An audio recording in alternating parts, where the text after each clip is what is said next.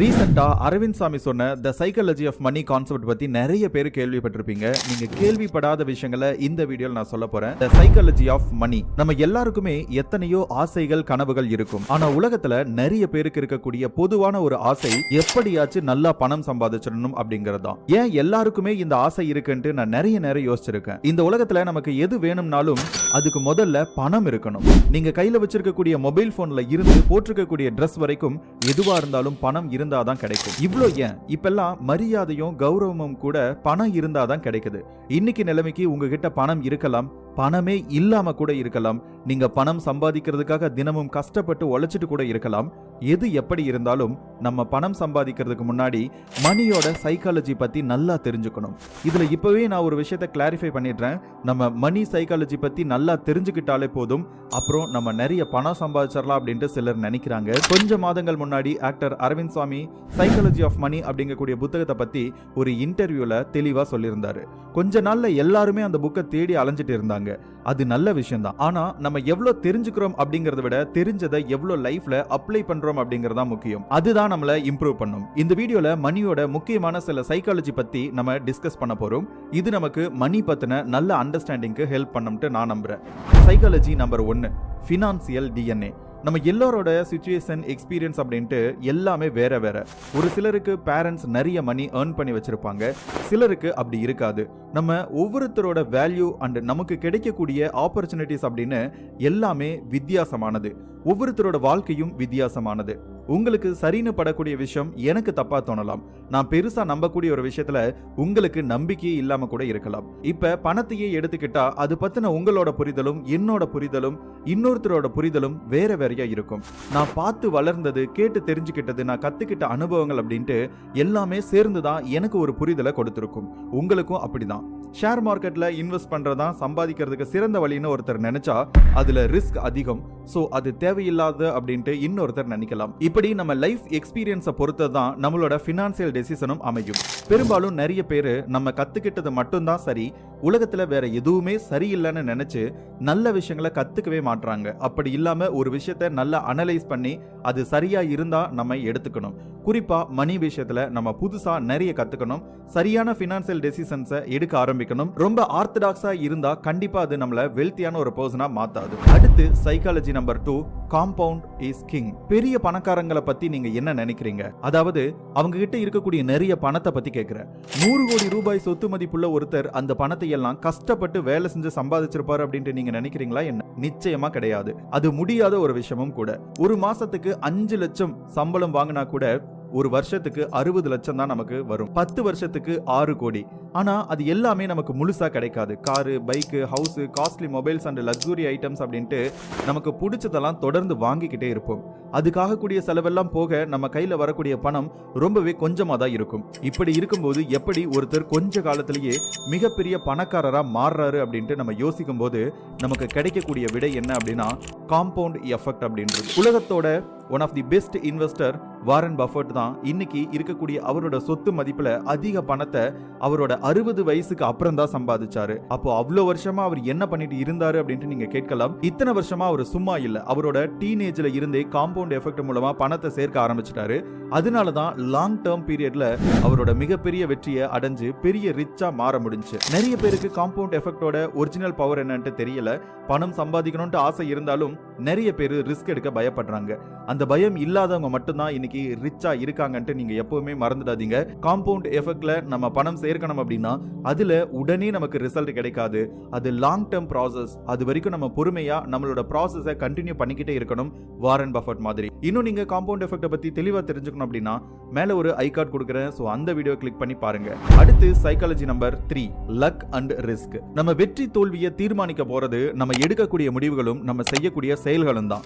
நம்ம ஒரு விஷயத்துல எக்ஸ்பர்ட்டா இருந்தா கூட சில நேரங்கள்ல ஃபெயிலியர்ஸை ஃபேஸ் பண்ண வேண்டி வரும். அது நம்மளோட லக்கை பொறுத்தது. நமக்கு நடக்கிறது எல்லாத்தையும் சிலர் லக்குன்னு நினைப்பாங்க. நமக்கு லக்கு எப்பவாவது தான் உதவி பண்ணும். நம்மளோட டேலண்ட் தான் எப்பவுமே நமக்கு துணை நிற்கும். அதை விட முக்கியமானது நம்ம எடுக்கக்கூடிய ரிஸ்க். டேலண்ட் அண்ட் லக் இது ரெண்டு இருந்தும் நம்ம ரிஸ்க் எடுக்க தயாரா இல்ல அப்படின்னா அதனால நமக்கு எந்த பயனுமே இருக்காது. மணி விஷயத்துல லக்க நம்புறதை விட நம்ம எடுக்கக்கூடிய ரிஸ்க் அண்ட் டேலண்ட்டை இன்க்ரீஸ் பண்றது ரொம்ப ரொம்ப இம்பார்ட்டன்ட். அடுத்து சைக்காலஜி நம்பர் 4, டெயில் ஈவென்ட்ஸ். நம்ம ஏதோ ஒரு விஷயத்துக்காக ரொம்ப ஹார்ட் ஒர்க் பண்ணியும் நமக்கு அதோட ரிசல்ட் சரியா கிடைக்கல அப்படின்னா நமக்கு வாழ்க்கை மேலேயே ஒரு விரக்தி ஏற்படும். எதுக்கு இவ்ளோ கஷ்டப்படணும்னு நிறைய பேரு அவங்க முயற்சியவே கைவிட்டுருவாங்க. நான் நல்லா பணம் சம்பாதிக்கணும் அப்படின்ட்டு முதல்ல நினைச்சப்போ எனக்கு நிறைய ஐடியாஸ் இருந்துச்சு. ஆனா அதுல எதுவுமே எனக்கு அப்ப உதவி பண்ணல. ஒரு கட்டத்துல என்னடா இது, எதுக்கு இவ்ளோ கஷ்டப்படணும்னு தோண ஆரம்பிச்சிச்சு. இப்படியே இதை விட்டுலாம்னு கூட தோணுச்சு. ஆனா இன்னும் கொஞ்சம் ட்ரை பண்ணி பார்ப்போமேன்ட்டு நான் பண்ணின சில தப்புகளை சரி செஞ்சுக்கிட்டு என்னோட முயற்சிகளை கண்டினியூ பண்ண லாங் பீரியடுக்கு அப்புறம் நான் நினைச்சது எல்லாமே மெல்ல மெல்ல நடக்க ஆரம்பிச்சிச்சு. இது ஏன் சொல்றேன் அப்படின்னா நம்ம நினைக்கிறது எல்லாம் உடனே நடக்கணும்னு சொல்றதும் நியாயமே இல்லாத ஒண்ணு. உசைன் போல்ட் அவரோட வேர்ல்டு ரெக்கார்டை கிரியேட் பண்றதுக்கு 4 வருஷம் கடுமையா பயிற்சி எடுத்தாருன்னு சொல்லுவாங்க. எல்லாமே அப்படிதான், எதுவுமே உடனே நடந்துராது. எல்லாத்துக்கும் ஒரு விலை அப்படின்றது கண்டிப்பா இருக்கு. எல்லாத்துக்குமே ஒரு டைம் அப்படின்றதும் இருக்கு. அது வரைக்கும் நம்ம பொறுமையா போராடிதான் ஆகணும். நம்ம பண்ணக்கூடிய 90 வேலைகள் வெற்றியை கொடுக்காம இருக்கலாம். ஆனா அடுத்து செய்யக்கூடிய 10 வேலைகள் நம்ம வாழ்க்கையை கூட மாத்தலாம். ஏன்னா நம்ம செஞ்ச 90 வேலைகளோட அனுபவங்களையும் சேர்த்து அடுத்து 10 வேலைகளை நம்ம செய்வோம். அது நமக்கு கண்டிப்பா வெற்றியை கொடுக்கும். வாழ்க்கையில இது மாதிரி நிறைய ஃபேஸ் பண்ணோம். அதே மாதிரி மணி அண்ட் பினான்சியல் மேட்டர்ஸ்லயும் வெற்றி, தோல்வி, சோகம், கவலை, சந்தோஷம் அப்படின்ட்டு எல்லா எமோஷனும் கண்டிப்பா கலந்துதான் இருக்கும். அதையெல்லாம் எப்படி சரியா கேரி பண்ணி சக்சஸ் பண்ண போறோம் அப்படிங்கறதெல்லாம் விஷயமே இருக்கு. சோ என்ன நடந்தாலும் உங்களோட கன்சிஸ்டன்சியை விட்டுறாதீங்க. ஃபெயிலியர்ஸை பார்த்து பயப்படாதீங்க. அடுத்து psychology number 5, true wealth versus being rich. நம்ம ரிச் ஆகணுமா இல்ல வெல்த்தி ஆகணுமான்ட்டு நம்ம முதல்ல முடிவு பண்ணிக்கணும். ஏன்னா ரெண்டுக்கும் நிறைய வித்தியாசம் இருக்கு. ஒருத்தர் வச்சிருக்கக்கூடிய லக்ஸூரியான ஐட்டம்ஸ் அண்ட் கணக்கு இல்லாம செலவு பண்றத பார்த்து நம்ம ஒருத்தரை ரிச் அப்படின்ட்டு நினைக்கிறோம். ஆனா அவரு கடன் வாங்கி கூட கார் வாங்கலாம், கடன் வாங்கி கூட நிறைய செலவுகள் பண்ணலாம்.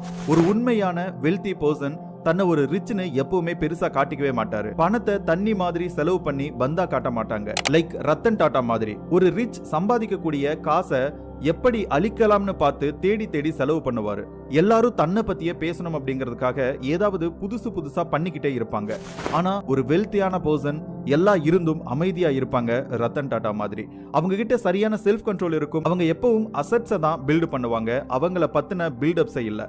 சிம்பிளா சொல்லணும் அப்படின்னா பணம் சம்பாதிக்கிறது முக்கியம் இல்ல, அந்த ரிச் பொசிஷனை லூஸ் பண்ணாம இருக்கணும். அப்பதான் நாம வெல்த்தியஸ்ட் பர்சனா இருப்போம். அடுத்து psychology number 6, the real price. எனக்கு மட்டும் ஏன் இப்படி எல்லாம் நடக்குதுன்ட்டு நம்ம நிறைய நேரம் வருத்தப்படுவோம். ஆனா வாழ்க்கைனா அப்படிதான் இருக்கும். நம்ம ஒரு விஷயத்தை ஈஸியா செஞ்சிடலான்ட்டு நினைப்போம். ஆனா அதை எக்ஸிக்யூட் பண்ணும்போது அதுல நிறைய சிக்கல்கள் ஏற்படும். அதுதான் லைஃப். லைஃப்ல நம்ம எக்ஸ்பெக்ட் பண்ணாத ups and downs, success and failures கண்டிப்பா வந்தே தீரும். இதேதான் மணி விஷயத்திலையும். நம்ம வாழ்க்கை கஷ்டம் இல்லாம போகணும்னு நினைக்கிற மாதிரியே பணம் சம்பாதிக்கிறதும் கஷ்டம் இல்லாத ஒரு ப்ராசஸா இருக்கணும் அப்படின்ட்டு நினைக்கிறோம். அதாவது ஷேர் மார்க்கெட்ல இன்வெஸ்ட் பண்ணனா அதுல ரிஸ்கே இருக்கக்கூடாது. நம்ம பணம் போட்டாலே நினைச்ச ரிட்டர்ன்ஸ் கண்டிப்பா வரணும் அப்படின்ட்டு நினைக்கிறோம். ஆனா அப்படி நடக்க வாய்ப்பே இல்லைங்க. இந்த உலகத்துல எந்த ஒரு விஷயமும் அப்படி நடக்க போறதும் இல்ல. நம்ம எடுக்கக்கூடிய ரிஸ்க் தான் நமக்கு வெற்றியை கொடுக்கும். எல்லா விஷயத்துக்கும் ஒரு விலை அப்படின்றது கண்டிப்பா இருக்கு. நான் உங்களுக்கு ஒரு கிஃப்ட் பண்ண போறேன்னு வச்சுக்கோங்க. இப்போ உங்ககிட்ட 3 ஆப்ஷன் இருக்கு. ஒன்னு புதுசான லேட்டஸ்டான ஐபோன், ரெண்டாவது நான் யூஸ் பண்ணின செகண்ட் ஹேண்ட் ஐபோன், மூணாவது 10,000 ரூபாய்க்கு கிடைக்கக்கூடிய ஒரு நார்மலான ஆண்ட்ராய்டு போன். இதுல உங்களுக்கு என்ன வேணும்னு கேட்டா உங்க பதில் என்னவா இருக்கும்? நிறைய பேரு ஃபர்ஸ்ட் ஒன்னை தான் சூஸ் பண்ணுவீங்க. இப்ப இந்த 3 ஆப்ஷன்ஸை கொடுத்து அதை நீங்க தான் வாங்கிக்கணும்னு சொன்னா அப்ப உங்களோட சாய்ஸ் 3வது ஆப்ஷனுக்கு போறதுக்கு நிறைய வாய்ப்புகள் இருக்கு. இதே தான் நம்ம மணி விஷயத்திலையும் நம்ம செஞ்சுக்கிட்டு இருக்கோம். நம்ம பெரிய பொசிஷனை அச்சீவ் பண்ணணும் அப்படின்னா அதுக்கு நிறைய உழைக்கணும், நிறைய ரிஸ்க் எடுக்கணும். நமக்கு என்ன தேவையோ அதோட விலையை கொடுக்காம நம்ம அதை அடையவே முடியாது. அப்படி அடைஞ்சாலும் அது ரொம்ப நாள் நம்ம கூட இருக்காது. சிம்பிளா சொல்லணும் அப்படின்னா பணத்தை பொறுத்த வரைக்கும் ரிஸ்க் இல்ல அப்படின்னா எதுவுமே இல்லைங்க. அடுத்து psychology number 7, what is enough to you. Lucky Bhaskar படத்துல ஒரு அருமையான விஷயம் சொல்லுவாங்க. நம்ம எவ்வளவு நல்லா கேம் ஆடுறோம் அப்படின்றது முக்கியம் இல்ல, எந்த இடத்துல நம்ம கேமை ஸ்டாப் பண்றோம் அப்படிங்கறதா முக்கியம் அப்படின்ட்டு. மணி விஷயத்தை பொறுத்த வரைக்கும் நமக்கு என்ன வேணும் அப்படின்றத நம்ம தெளிவா முடிவு பண்ணிக்கணும். லிமிட் இல்லாம டெஸ்டினேஷன் தெரியாம பணத்தை சம்பாதிக்க நினைக்கும் போதுதான் அது நமக்கு நிறைய பிரச்சனைகளை கொடுக்குது. நீங்க 1 கோடி தான் சம்பாதிக்கணும் அப்படின்ட்டு நான் சொல்லல, 100 கோடியை சம்பாதிச்சே ஆகணும்ட்டு நான் சொல்லல. அது உங்களுடைய விருப்பம். ஆனா அதுக்கு ஒரு லிமிட்டை பிக்ஸ் பண்றது நல்லது. தனக்கு தேவையான அளவை விட அதிகமா சம்பாதிக்கணும் அப்படின்ட்டு நினைச்சு நிறைய கிரைம் பண்ணி அதனால தன்னோட வாழ்க்கையவே அழிச்சுக்கிட்டவங்க இங்க நிறைய பேர் இருக்காங்க. நம்ம சம்பாதிக்கக்கூடிய பணம் லீகல் மெத்தட்ல இருக்கிற வரைக்கும் தான் அது நமக்கு பாதுகாப்பு. அப்படி இல்லை அப்படின்னா நம்ம இத்தனை காலமா பட்ட கஷ்டம், எடுத்த ரிஸ்க் அப்படின்ட்டு எல்லாமே ஒண்ணுமே இல்லாம போயிடும். இப்ப நான் சொன்ன மணி சைக்காலஜிஸை ஒன்ஸ் ரீகால் பண்ணிக்கோங்க. நம்மளோட பினான்சியல் டெசிஷன் நம்மளோட அனுபவத்தை பொறுத்ததுதான், ஆனா அதுதான் நம்ம வாழ்க்கையை மாத்தும். சோ சரியான பினான்சியல் டெசிஷனை எடுங்க. காம்பவுண்ட் எஃபெக்ட்ல பணத்தை சேர்க்க ஆரம்பிங்க. பெசிமிஸ்டிக்கா இல்லாம எப்பவும் ஆப்டிமிஸ்டிக்கா இருக்க ஆரம்பிங்க. டேலண்ட் அண்ட் ரிஸ்க் ரொம்ப முக்கியம். அது இல்லாம பணம் சம்பாதிக்க முடியாது. அதோட சில சமயம் லக் உதவி பண்ணலாம், ஆனா எப்பவுமே லக்க மட்டுமே நம்பி இருக்காதீங்க. உங்களோட கன்சிஸ்டன்சி தான் எப்பவுமே உங்களுக்கு வெற்றியை கொடுக்கும். ரிச்சா இருக்க ட்ரை பண்ணாதீங்க, வெல்த்தான ஒரு பர்சனா இருக்க ட்ரை பண்ணுங்க. எல்லாத்துக்கும் ஒரு விலை அப்படின்றது கண்டிப்பா இருக்கு. இந்த விலையை கொடுக்காம எதுவுமே இந்த உலகத்துல கிடைக்காது. எவ்வளவு பணம் உங்களுக்கு போதுமோ அதோட உங்க கேமை நிறுத்திக்கோங்க. இந்த சைக்காலஜியை தெரிஞ்சுக்கிறது மட்டும் இல்லாம லைஃப்ல அப்ளை பண்ணா மட்டும்தான் உங்களுக்கு சக்சஸ் அப்படின்றது கிடைக்கும். சோ பர்சன்ஸை மட்டும் இல்ல பணத்தையும் கூட சைக்காலஜியோட அப்ரோச் பண்ணுங்க. கண்டிப்பா பணம் உங்களை நோக்கி வர ஆரம்பிக்கும். இந்த வீடியோ பிடிச்சிருந்துச்சு அப்படின்னா ஒரு லைக் பண்ணிட்டு உங்களுடைய ஃப்ரெண்ட்ஸுக்கு ஷேர் பண்ணிடுங்க. இன்னொரு வீடியோல மீண்டும் சந்திப்போம். தேங்க்யூ.